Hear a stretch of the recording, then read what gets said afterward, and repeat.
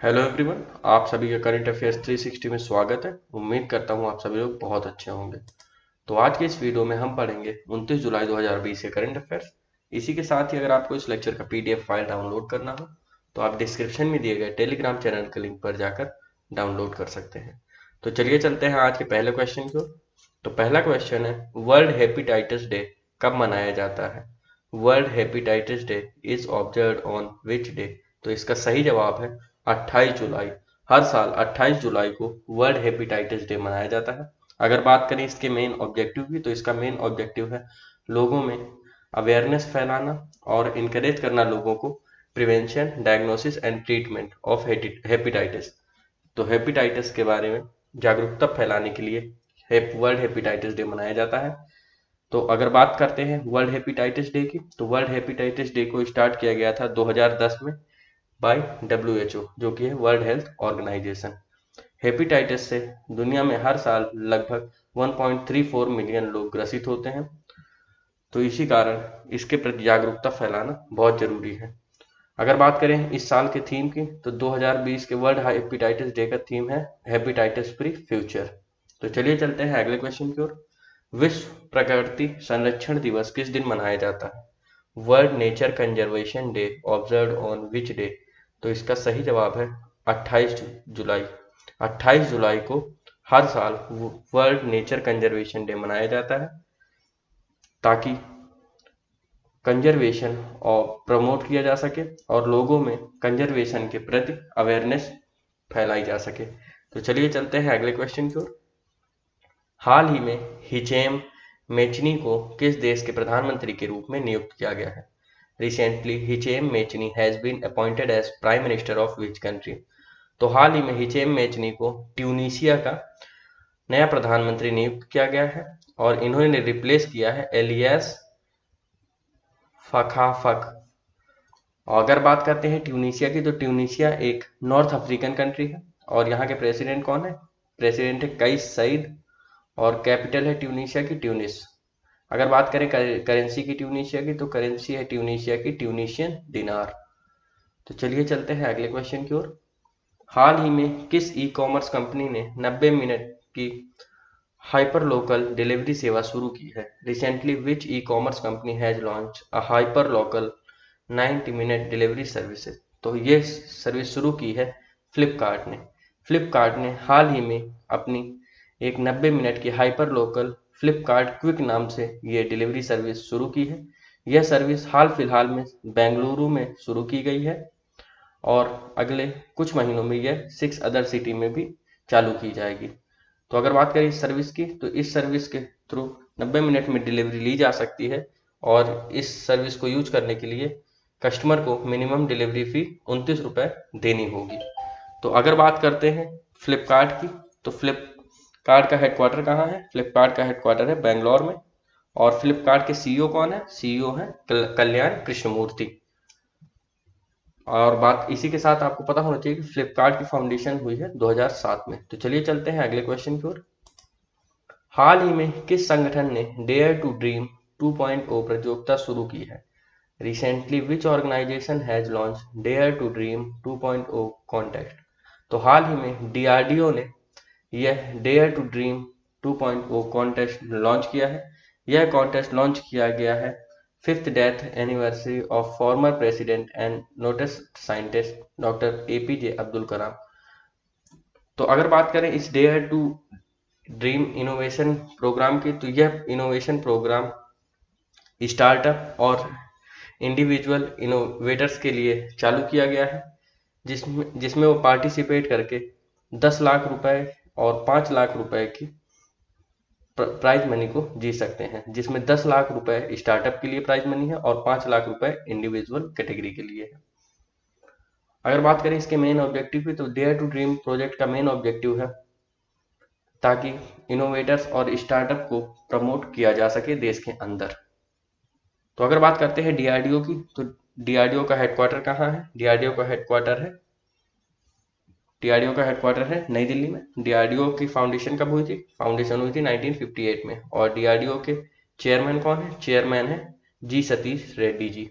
तो चलिए चलते हैं अगले क्वेश्चन की ओर। हाल ही में ट्राइफेड ने उन्नत भारत अभियान के लिए किस संस्था के साथ एक समझौते पर हस्ताक्षर किए हैं? Recently TRIFED has sign an agreement with which institution for Unnat Bharat अभियान? तो हाल ही में ट्राइफेड ट्राइफेड पहले पता होना चाहिए आपको, ट्राइफेड क्या है? ट्राइफेड है tribal cooperative marketing development federation of India. तो इसने हाल ही में आईआईटी दिल्ली के साथ पार्टनरशिप की है, किस लिए? उन्नत भारत अभियान के लिए।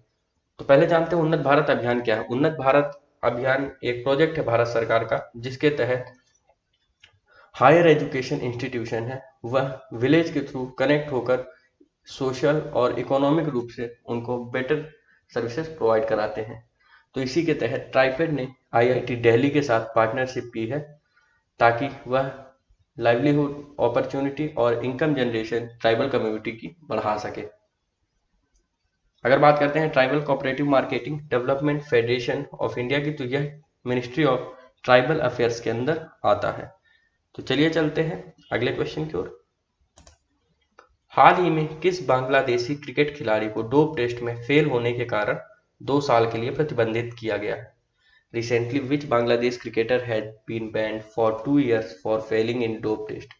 तो हाल ही में काजी ओनिक को डोप टेस्ट में फेल होने के लिए 2 साल के लिए बैन कर दिया है। यह है काजी ओनिक और ये बांग्लादेशी क्रिकेटर हैं, इनको हाल ही में डोप टेस्ट में फेल होने के कारण 2 साल के लिए बैन किया गया है। तो अगर बात करते हैं बांग्लादेश की, तो बांग्लादेशी कैपिटल क्या है? कैपिटल है ढाका और करेंसी क्या है? करेंसी है टका। अगर बात करें बांग्लादेशी पीएम की, तो पीएम है शेख हसीना जी। तो चलिए चलते हैं अगले क्वेश्चन की ओर।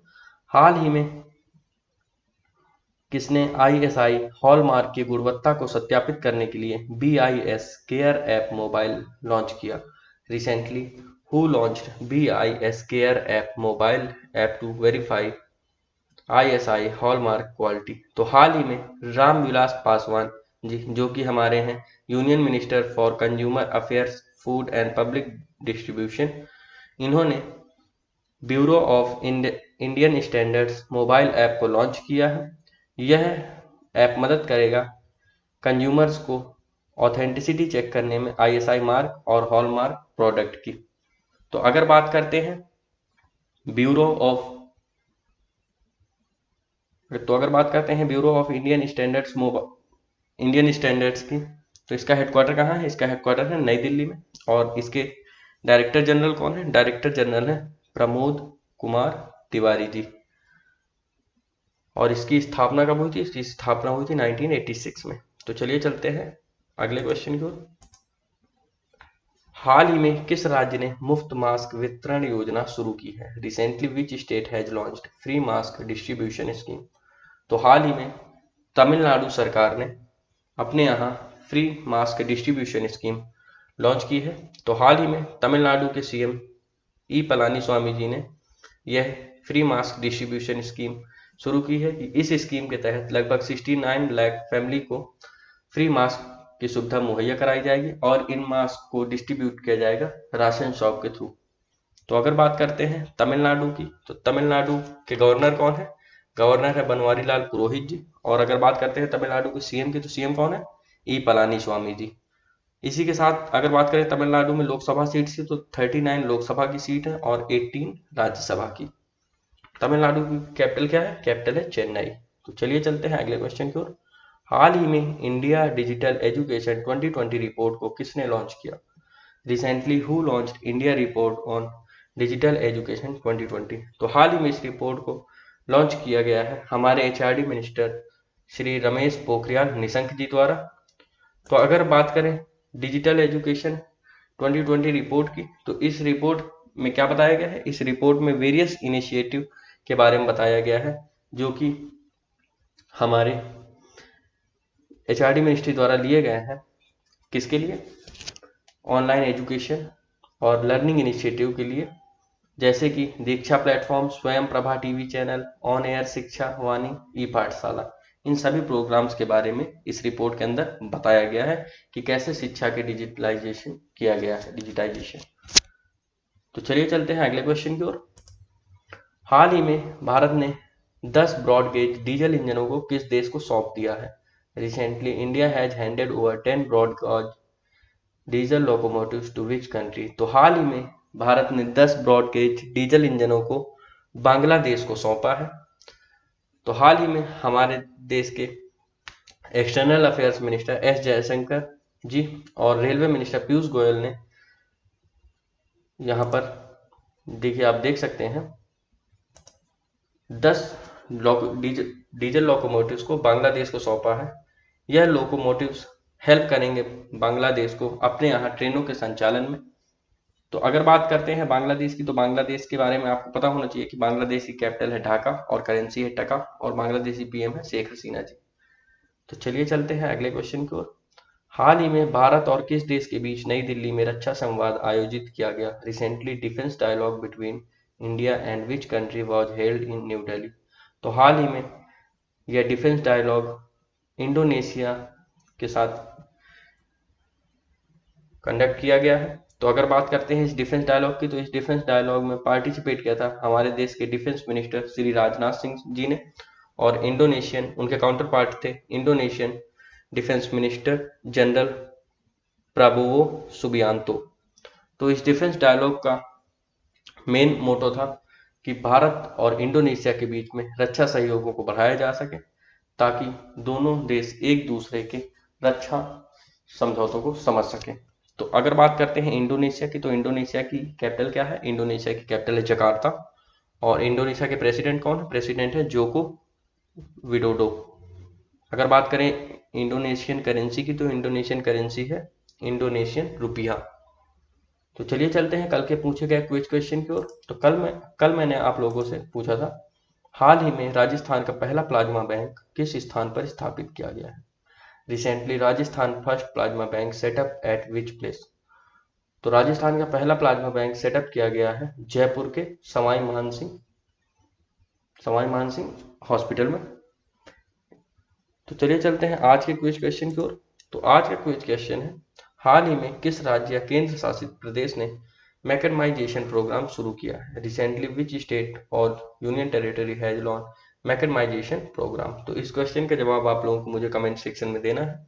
इसके साथ ही अगर आपको आज के करंट अफेयर्स वीडियो में कोई भी डाउट हो तो आप मुझसे कमेंट सेक्शन में पूछ सकते हैं। इसके साथ ही अगर आपको वीडियो पसंद आया हो तो लाइक करें, शेयर करें और चैनल को सब्सक्राइब करें, ताकि आपको रेगुलर करंट अफेयर्स वीडियो आसानी से मिल सके।